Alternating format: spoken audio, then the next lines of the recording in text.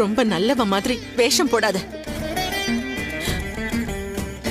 நேரம் கிடைக்கும் போதெல்லாம் அருண் கிட்ட கல்யாணம் பண்ணிக்க சொல்லி நாங்க பேசிக்கிட்டு தான் இருக்கோம். அவனும் முடியாதுன்னு பதிலுக்கு சண்டை போட்டுட்டு தான் இருக்கான்.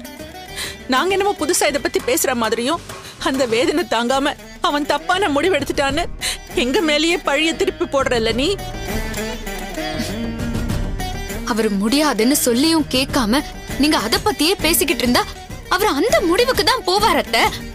ஹேய், அருண் தற்கொலை பண்ணிக்கணும்னு நினைக்கிறானா? அதுக்கு காரணம் நாங்க கல்யாணத்தை பத்தி பேசினதுனால இல்ல. நீ இங்கே இருந்து அவன் நிம்மதியை கெடுக்கிறது தான் அவனுக்கு பெரிய தலைவலியா இருக்கு. உன்னை அவன் வெறுத்துட்டான். அவன் வாழ்க்கையிலே நீ இல்லங்கிற முடிவுக்கு வந்துட்டான். அதை ஏத்துக்காம நீ அவன் முன்னாடியே சுத்திட்டு இருக்க. அந்த டென்ஷன் தாங்க முடியாம தான் அவன் சாகணும்ன்ற எக்ஸ்ட்ரீமுக்கு போயிருக்கான்.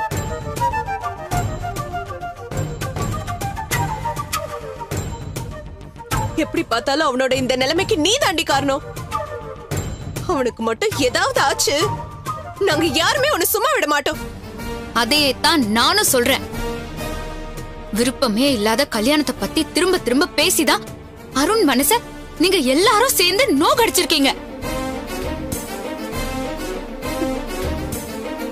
அவருக்கு மட்டும் ஏதாவது ஒண்ணு ஆச்சு, அப்புறம் உங்க யாரையுமே நான் சும்மா விட மாட்டேன். உங்க சண்டை நிறுத்தவே மாட்டீங்களாமா? அருண் பொழைச்சு வரணும்னு நினைக்கிறத விட்டுட்டு உங்களுக்குள்ளே மாறி மாறி அடிச்சுக்கிறீங்க. அருண் ஏன் இப்படி செஞ்சாரு, அதுக்கு பின்னால இருக்கிறது யாருங்கிறத நாங்க என்கொயரி பண்ணிக்கிறோம்.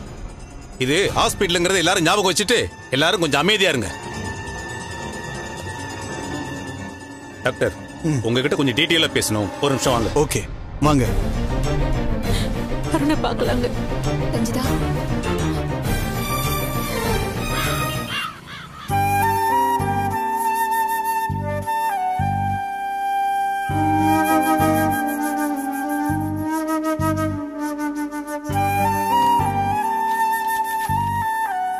கோமதி,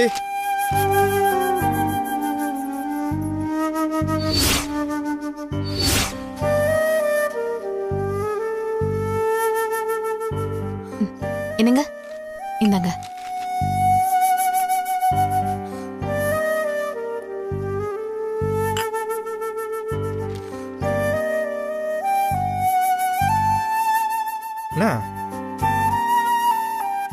ஒரு விஷயம் தோணுதுங்க, சொல்லட்டுமாங்க?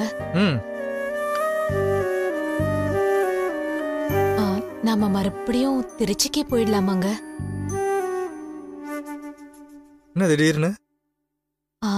ரஞ்சிதாவை விட்டு தள்ளி இருக்கிறதா நல்லதுன்னு எனக்கு தோணுது.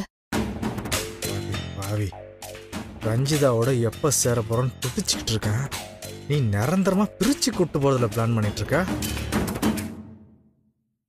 ஏங்க அப்படி பாக்குறீங்க? இல்ல, ஏன் அப்படி சொல்றேன்னு யோசிக்கிறேன்.